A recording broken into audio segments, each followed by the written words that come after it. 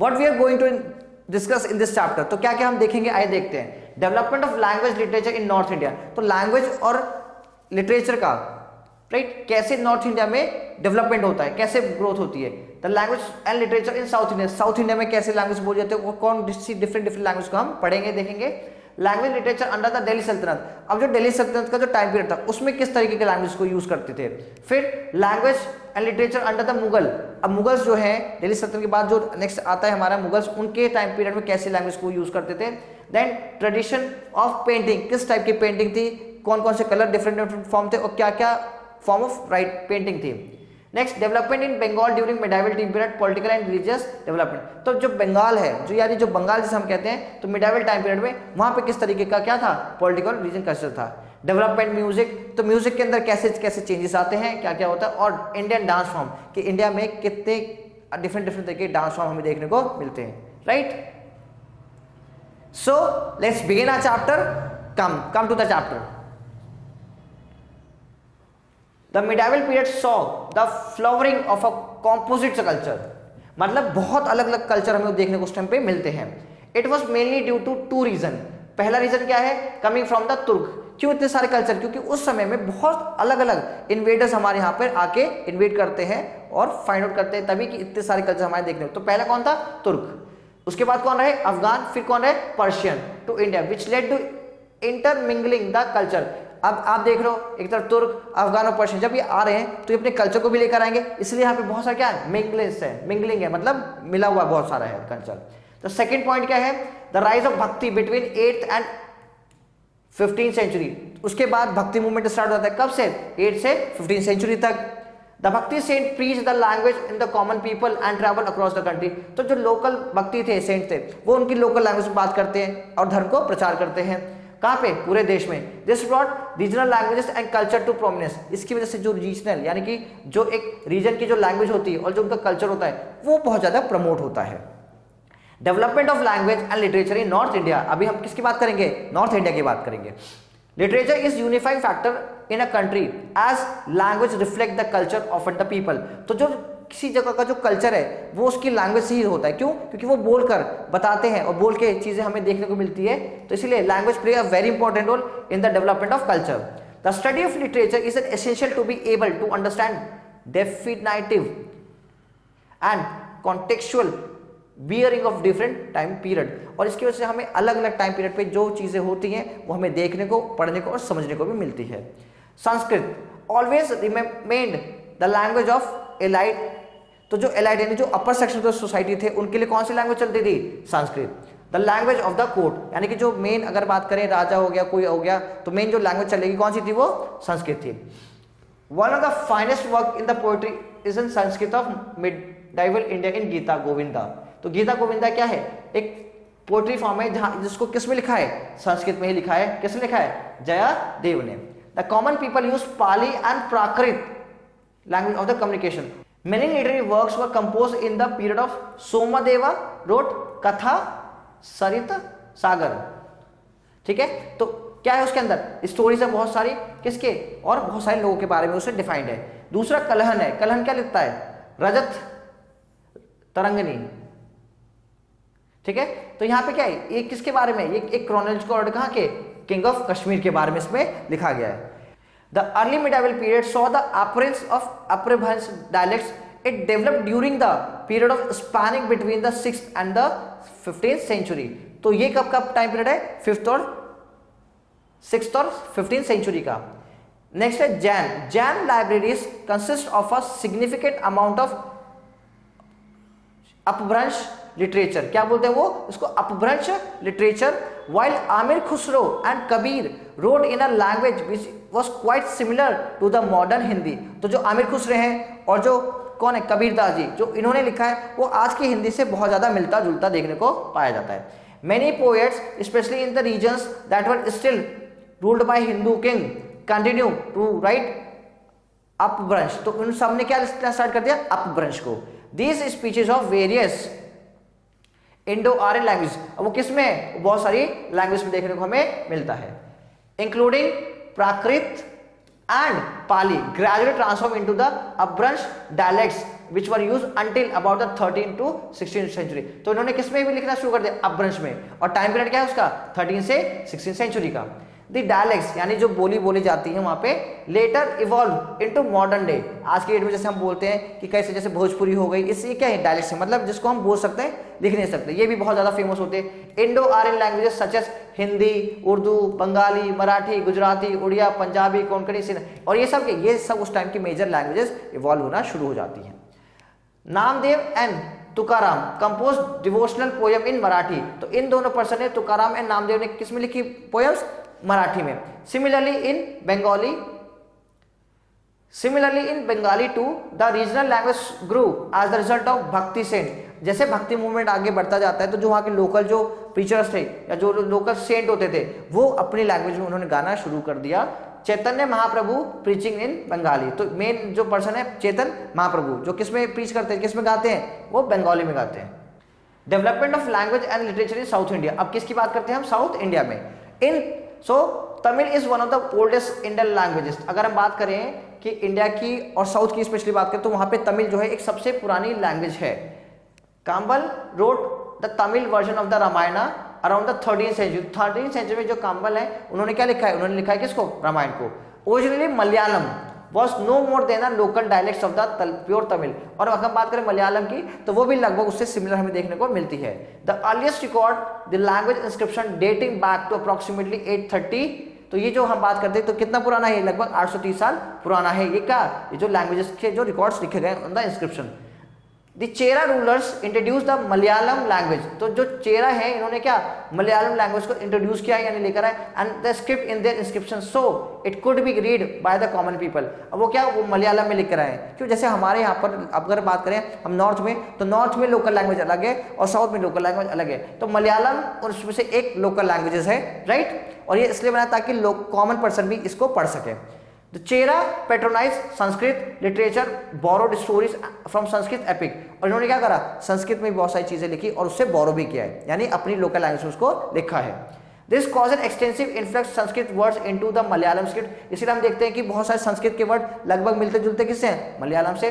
Telugu developed into the present form of between the 10th and the 14th century. उसके बाद 10th से 14th century में जो एक लैंग्वेज जो बहुत ज्यादा फेमस हो रही है, क्या नाम है उसका? तेलुगु।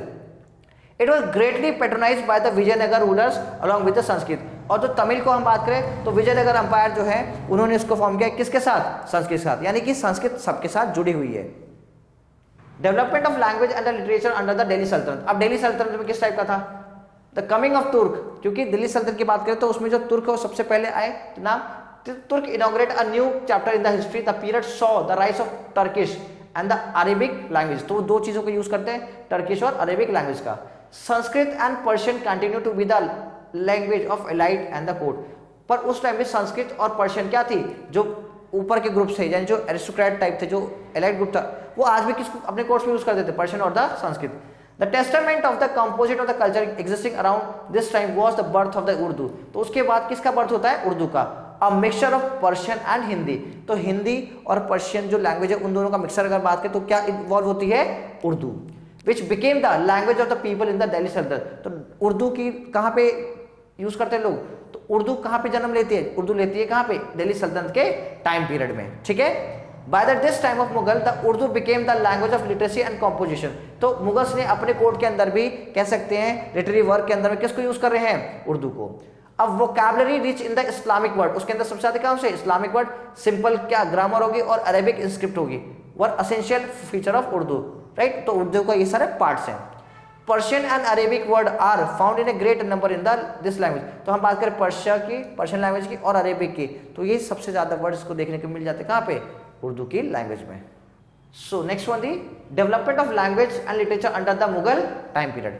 उसके बाद कौन आते हैं? मुगल्स आते हैं दिल्ली सल्तनत के बाद। तो Mughal were a great patron of the literature and Chagatai language was significant pattern of this particular time period. So a significant part of the early Mughal literature। तो ये क्या है? ये इसका मुगल लिटरेचर का एक वन ऑफ द इंपॉर्टेंट है। जैसे फर्स्ट है यहाँ पे बाबरनामा। अब Baburnama was also written in this language। किसमें? इनकी चगताई लैंग्वेजेस में। बाबर हिमसेल्फ रोट ऑटोबायोग्राफी, यानी कि उसने खुद की अपनी क्या लिखी, बायोग्राफी लिखी। And the work given a lovely and compiling account of his wide range of interest, taste and sensibility of the first Mughal emperor. तो उससे हमें मुगल एम्परर के बारे में बहुत कुछ जानने को समझने को मिलता है, क्योंकि इसने अपनी ऑटोबायोग्राफी में वो सब कुछ लिखा था जो एक शासन को सेटअप करने के टाइम पे जो उसने किया था। अब्दुल रहीम खाने खाना, क्या नाम है, अब्दुल रहीम खाने खाना, पॉपुलरली नोन एज अ रहीम। तो बट उनका नाम तो इतना बड़ा है, बट बेसिकली लोग किस नाम से जानते थे, रहीम के नाम से। Was accomplished poet in Hindi, ये हिंदी के बहुत अच्छे लेखक भी रहे। And he was one of the 9 gem of the Akbar. तो हम बात करते हैं अकबर के, तो अकबर के जो दरबार था उसमें 9 रत्न थे, तो 9 रत्नों में से एक कौन से थे, रहीम थे। His doha and couplets are popular even today. जो उनके दोहास हैं, जो उनके कपलेट्स हैं, ये बहुत ही ज़्यादा इंपॉर्टेंट है। मतलब कैसे इंपॉर्टेंट है, बिकॉज आज भी लोग उनको यूज़ करते हैं अपनी डेली लाइफ या एजुकेशनल लाइफ में। Akbar love to remain in the company of the great scholars. Akbar भले पढ़ा लिखा नहीं था, बट उसको किसके, विद्वानों के साथ में रहना अच्छा लगता था, क्योंकि उनके पास रहकर उसे बहुत कुछ सीखने को मिलता था। अबू फजल रोट द 2 मास्टरपीस, आईने अकबरी एंड अकबरनामा। अबू फजल है, उसने क्या लिखा, आईने अकबरी लिखी, और क्या लिखा, Akbarnama, which give a insight into the Akbar life and his Mughal empire and its working. तो इसकी वजह से जो आईने अकबर है और अकबरनामा है, किसने लिखा है, अबू फजल ने। इसकी वजह से ही हमें बहुत कुछ पता चला है कि कैसे जो स्ट्रक्चर था किसका, अकबर का, या उसकी जो स्ट्रैटेजीज होती वो कैसे ऑपरेट करता है। यानी कि मुगल पीरियड में अकबर एक बहुत इंपॉर्टेंट राजा है, जिसके बारे में हमें बहुत कुछ जानने को मिलता है, किससे, आईने अकबरी से और अकबरनामा से। Jahangir was a great scholar of Persian, Turk and the Hindi language. उसको ये सारी लैंग्वेजेस आती थी, किसको, जहांगीर को। ही रोट तुजू के जहांगीरी, और उसने खुद क्या लिखी, तुजू के जहांगीरी, किसमें लिखी, वो पर्शियन में। नेक्स्ट है Padmavat. Padmavat is the first popular book in the Awadhi. क्या है वो, अवधि में क्या है, वो पहली बुक है। Written in 1540 by Malik Mohammad Jaisi. तो मलिक मोहम्मद जैसी जिसने किसके बारे में लिखा है, पद्मावत के बारे में लिखा है। It is the story of the queen Padmini of Chittor. तो ये इसका स्टोरी क्या है, एक पद्मनी जो रानी थी कहाँ से, चित्तौड़ की, उनके बारे में ये लिखे गए। उसको क्या बोला गया, उसको पद्मावत बोला गया है। Tradition of painting. India has a very old tradition of painting, यानी कि इंडिया के अंदर में पेंटिंग बहुत ही पुरानी है, बहुत पुराने टाइम से है। क्यों, क्योंकि जो ह्यूमन बीइंग थे वो पहले जो अपनी फीलिंग्स थे वो किसके फॉर्म में शो करते थे, पेंटिंग्स के फॉर्म में, राइट। कहाँ पे, केव्स पे, ठीक। The ancient text outline theories of the colour and aesthetic anecdotal account suggested that this was not uncommon household। मतलब जो घर थे ऐसा नहीं था कि हमें कहीं तो कि देखने को मिला कि भाई वो कहीं भी पेंट कर, नहीं, they have a proper plan and how they are doing. ये हमें रिकॉर्ड्स में देखने को मिलता है कि लोगों ने घरों पे, आंगन में, बहुत जगह पे क्या कर रखी है, पेंटिंग कर रखी है, right. Where guest were received and cave painting from the Ajanta. अगर हम बात करें जो गेस्ट रूम हो गया वहां पर, या अजंता की जो गुफाएं वहां पर, Bagh and Sittanavasal and temple painting testify to a love of naturalism. Means वो क्या बनाते थे, वो नेचर को बनाते थे, और वो इससे शो होता है कि they are very towards, very close to the nature, both in the depiction of the human form and the of nature. तो क्या वो ह्यूमन बींग्स प्लस वो नेचर, दोनों से क्या करते थे, वो बहुत प्यार करते, इसलिए वो नेचर के बारे में ड्रॉ करते थे, उसके बारे में भी लिखते थे, सॉरी लिखते तो नहीं थे, से हम बात करें, वो क्या करते थे, उसके बारे में शो करते थे। तो ये एक था कि इंडिया के अंदर में बहुत पुरानी पेंटिंग्स देखने को मिलती है। उसका मतलब यह है कि राइटिंग से पहले ही क्या, पेंटिंग का डेवलपमेंट लोग कर चुके थे और उसको पेंटिंग करते भी थे। अकबर एस्टेब्लिश द तस्वीर खाना। तस्वीर हम जैसे जनरली वर्ड यूज करते हैं, तो मतलब इमेज के लिए। A painting studio where painters from different religion work together। अब यहाँ पे क्या है, वहाँ पे अलग अलग रिलीजन के लोग वहाँ पे क्या करते थे, पेंट करते थे। These painters blended Indian and Persian technique. तो वो दोनों का क्या एक तरह से मिक्सर कह सकते हैं कि एक तरफ इंडियन बना रहा है, एक तरफ पर्शियन बना रहा है। और फिर उसके बाद हम देखेंगे कि कुछ ऐसी कलाकृति मिलती है जिसमें दोनों फॉर्म ऑफ पेंटिंग देखने को मिलती है।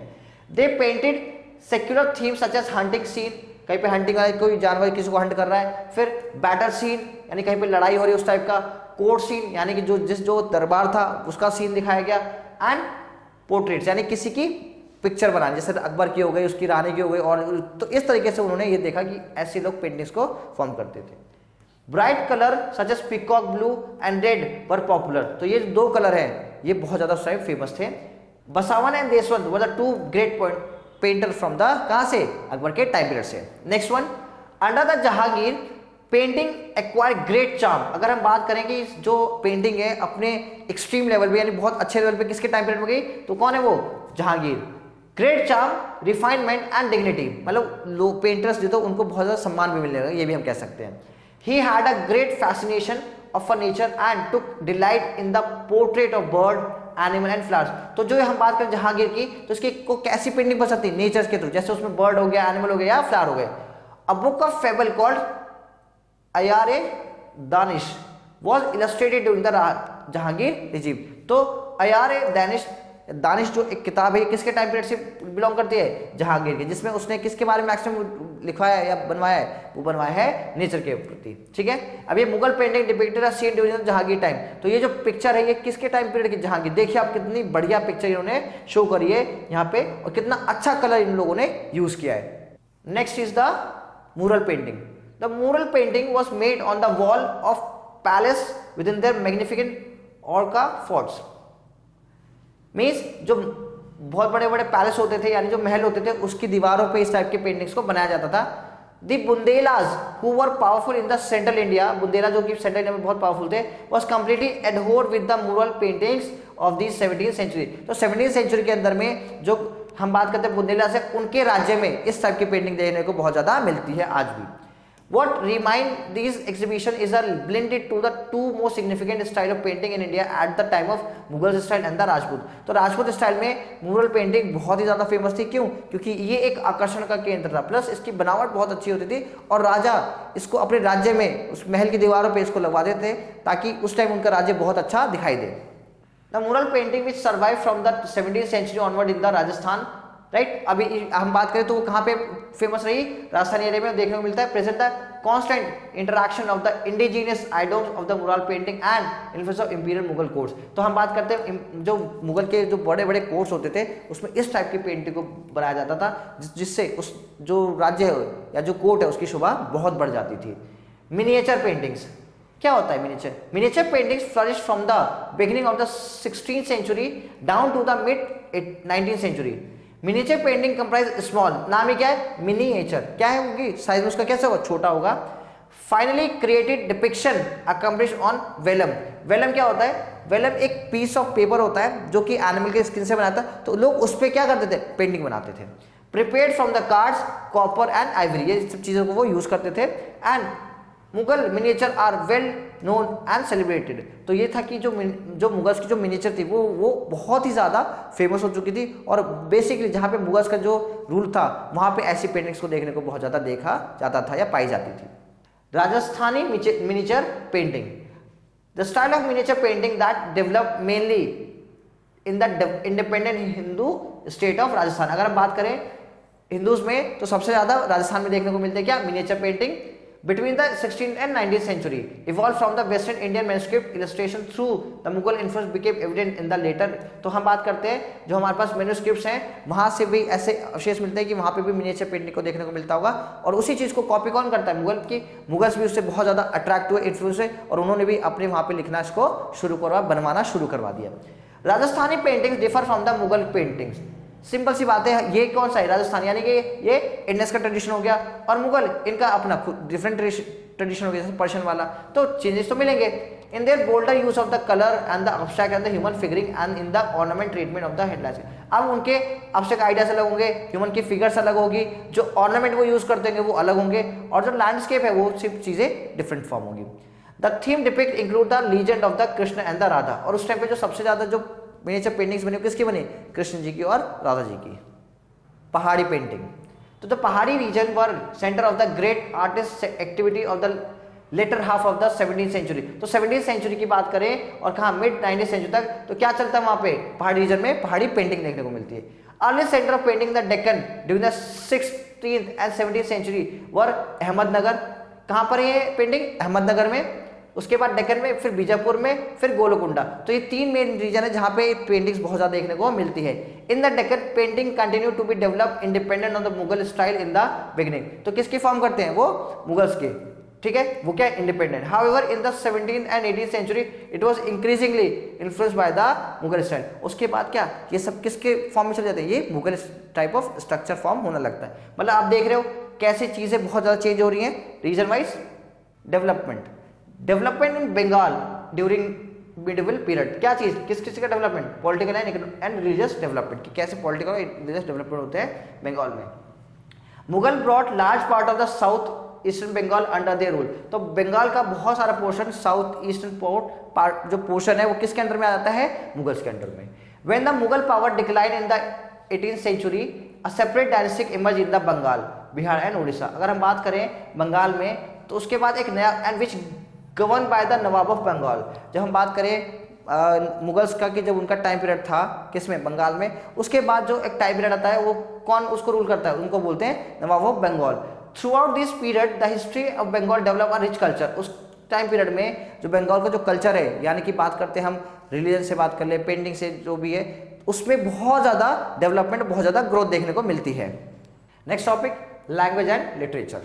सो the earliest literature in Bengali include what, poetic works from Sahajayana religious sect, right, ये सेक्ट हो गया, ग्रुप हो गया, मीन्स इंपॉर्टेंट एग्जाम्पल्स आता है यूलॉजीज और द प्रोसेस्ट्रीज, प्रोसेस्ट्री मतलब जो राइटिंग फॉर्म होती थी उसको बोलते हैं, of Pala kings inscribed on copper plates, किस पे उन्होंने इंस्क्राइब किया, कॉपर प्लेट्स के ऊपर, एंड कंपोज इन संस्कृत, किससे लिखा, वो किसकी फॉर्म में लिखा उन्होंने संस्कृत में, which indicate that Sanskrit held great prominence under the Palas, मतलब कि उस टाइम पीरियड में हमें पता है कि संस्कृत क्या है, एक इंपॉर्टेंट लैंग्वेजेस है, ठीक है। Other noteworthy pieces of literary activity are Charyapada, a collection, क्या है ये, a collection of verses by Buddhist monk compose during the Pala ruler, तो ये किसकी कंपोजिशन है, किसकी कलेक्शन है, बुद्धिस्ट मॉन्क, यानी बुद्धिस्ट जो बुद्धिज्म रिलीजन है उनके मॉन्क्स की ये कंपाइलेशन है। Next, Gita Govindas is a poetic work, क्या है वो, पोएटिक वर्क है, और कब लिखा गया है, 12th century में, that tell us about the love of lord Krishna and the Radha Rani, तो जो क्या है Gita Govind, it is a love relation between whom, Krishna ji and the Radha ji. There are total 12 chapters in it, कितने chapter total, 12। This poem is work of Brahmani Jayadeva who resides in the village call Kendu Bilva और Kenduli Sasan between Bhubaneswar and Puri of Orissa, तो ये उन दोनों के बीच में लाई करता है। Both Bengali language and the poetry reach a high water mark during the भक्ति मूवमेंट, और जो भक्ति मूवमेंट हुआ और उस भक्ति मूवमेंट में मैक्सिमम जो लोग थे वो किसके अंडर, मतलब किसको ज़्यादा मानते थे, हम बात करेंगे उस पर्टिकुलर एरिया में तो राधा कृष्ण, और ये जो कल्चर है बहुत ज़्यादा डेवलप्ड होता है उस टाइम पीरियड के अंदर में। द भक्ति सेंट चैतन्य महाप्रभु, क्या नाम है, Chaitanya Mahaprabhu, compose devotional hymns praise for the lord Krishna, तो जो चैतन्य प्रभु हैं उन्होंने भी कृष्ण भगवान के लिए बहुत सारे सुंदर सुंदर गीत लिखे हैं।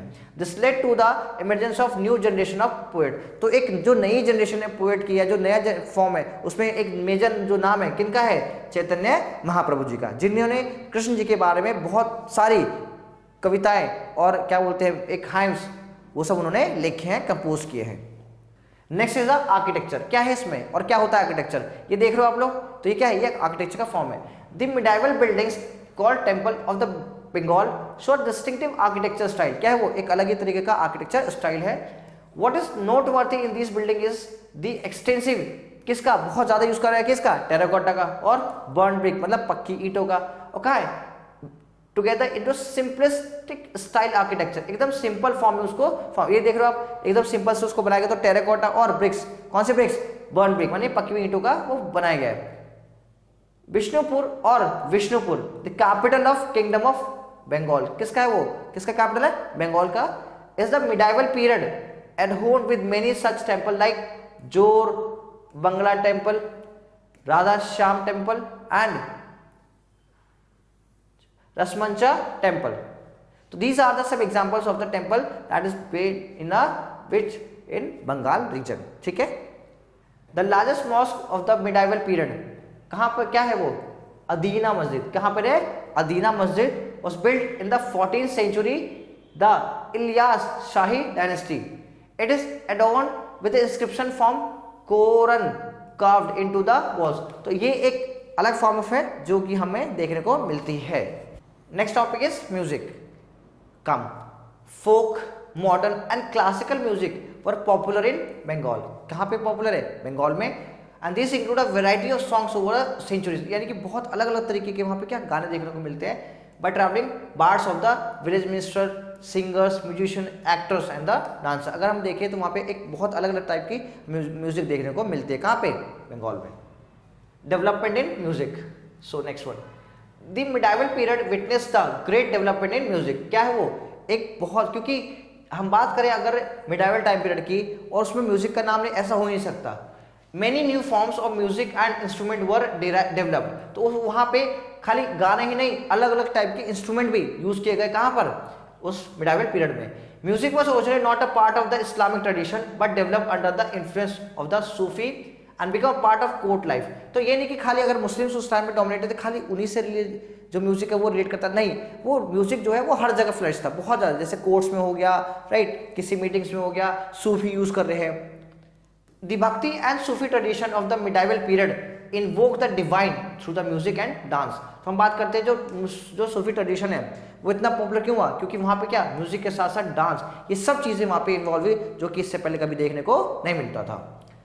After the dissolution of the Mughal empire, यानी जब मुगल खत्म हो गया, music continue to be the patronize in smaller princely kingdom like Lucknow, Patiala and Banaras. तो giving a rise to the diversity of style, this called gharanas. मतलब यहाँ पे ये था कि मुगल के खत्म होने के बाद, मुगल किंगडम के खत्म होने के बाद भी ऐसा नहीं था कि ये चीज़ें खत्म हो गई हो, म्यूजिक एंड डांस। ये लोकल जो लीडर्स थे, जो लोकल रूलर्स थे, वो लोग इसको अपने कोर्ट यार्ड्स में या अपने वहाँ पे इसको जिंदा रखा, और आज भी हम देखते हैं कि लोग इसको प्रैक्टिस कहीं ना कहीं पे देखने को मिलता है करते हुए। Amir Khusro who had contributed to literature, कैसे? उन्होंने बहुत सारे मुगल जो राइटर्स हैं जो हैं उनके बारे में लिखा है। And historical writing, he is believe to be invented musical instrument like sitar and tabla as well. तो हम बात करते हैं जिनकी इनकी राइटिंग के लिए फेमस है, इन्होंने दो चीजें और फॉर्म की। क्या? सितार और तबला क्या बोलते हैं, इन्हीं का फॉर्म किया है या इन्हीं का इन्वेंटेड किया गया है। He develop the early form of popular musical style like qawwali. अगर हम बात करें कव्वाली की तो कहते हैं कि इन्हीं की राइटिंग स्टाइल से कव्वाली भी निकली है।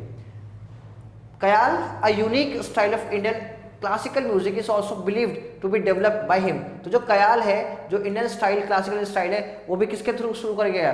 आमिर खुसरो की तरफ की वजह से। He was a friend and disciple of Khwaja Hazrat Nizamuddin औलिया। तो ये क्या है? उनके फ्रेंड भी थे और डिसाइपल मतलब उनके शिष्य भी थे। किसके? ख्वाजा हजरत निजामुद्दीन औलिया जी के। And participated in the musical gathering at this khanqah. तो जो खानका जो जगह बन रही थी जहाँ पे लोग गैदर्ड होते थे, किस लिए? म्यूजिक को परफॉर्म करने, किसी भी डिसीजन लेने के लिए, तो ये वहाँ पे अपनी चीज़ों को परफॉर्म करते थे और लोग उनके साथ क्या करते थे? अपने भगवान को याद करते थे। Firoz Shah Tughlaq, Firoz Shah Tughlaq was a great patron of music, मतलब उसको म्यूजिक का बहुत ज़्यादा शौक था। द म्यूजिकल टेक्स्ट रग दर्पण was translated into Persian during this season। तो उनका जो रंग दर्पण था, जो इंडिया का जो एक म्यूजिकल टेक्स्ट था, उन्होंने अपने खुद की लैंग्वेज जो वो समझ सकते थे उसमें उन्होंने कन्वर्ट करवाया।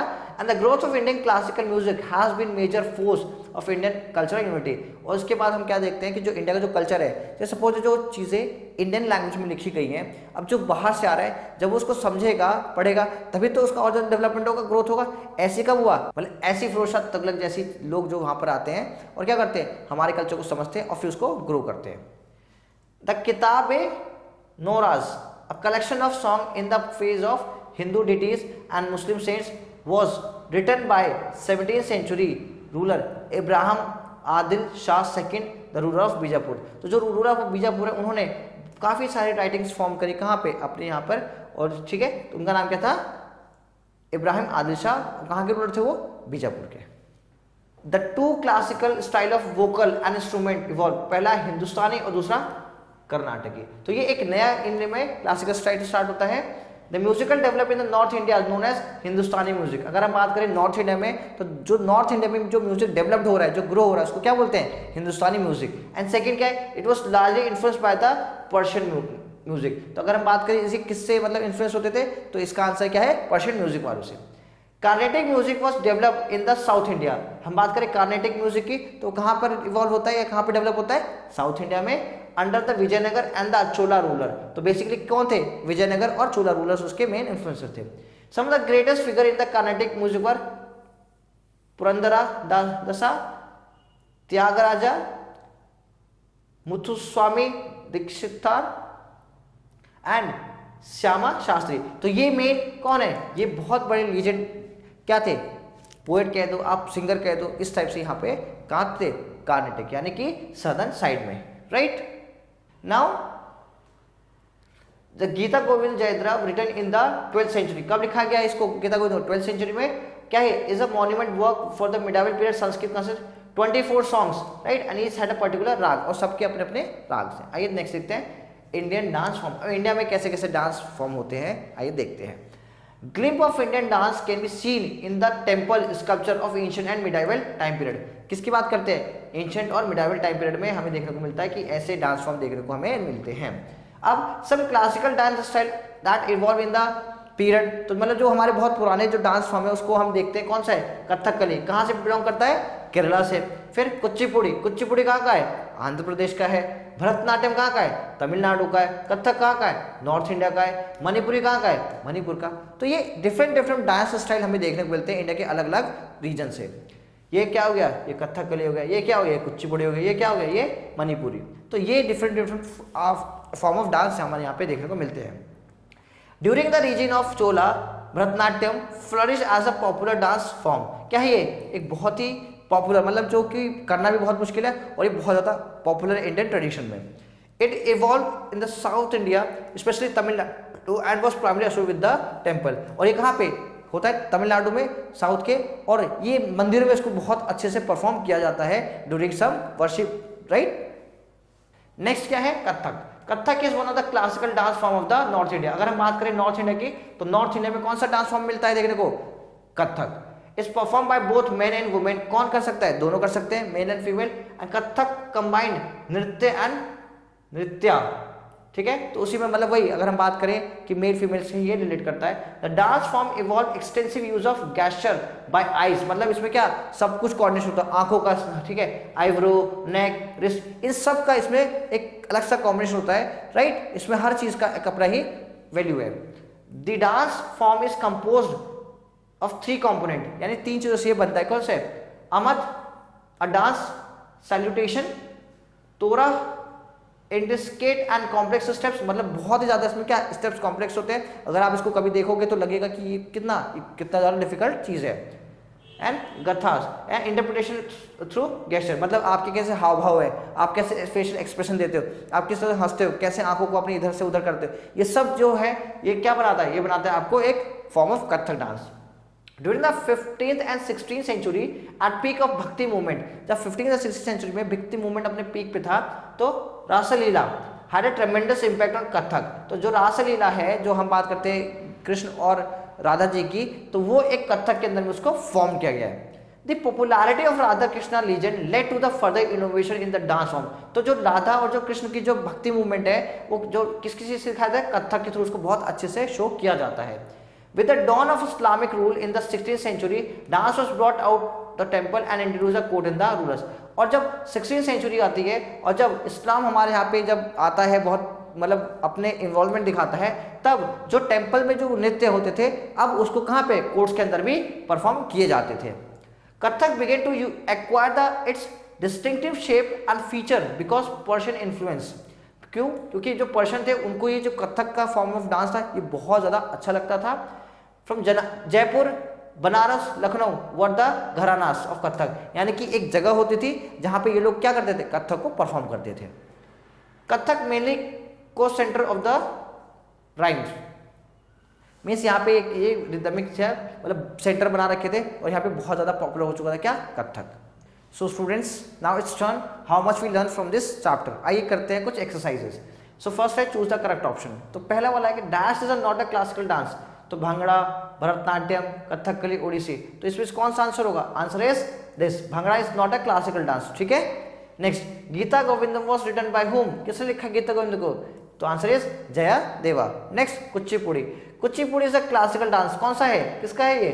आंध्र प्रदेश का। Next, Akbarnama, Akbarnama was written by हुम?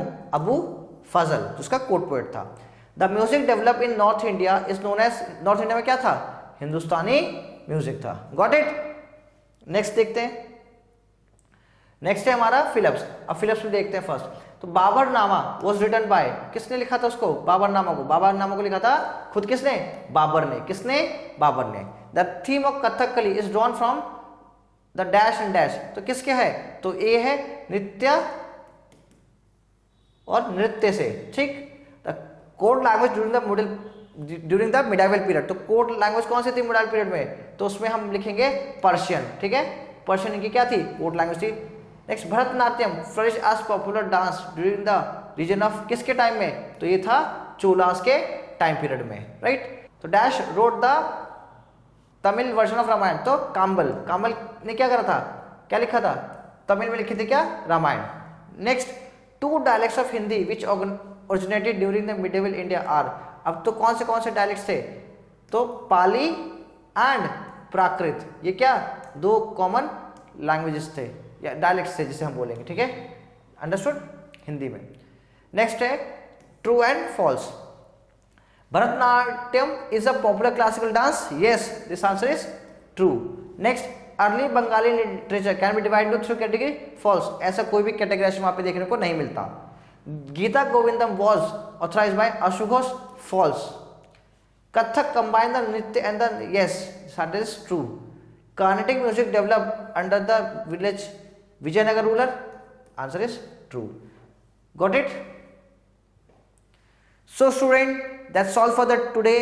Thank you so much and stay tuned for the next video with us. Thank you student, bye bye, take care.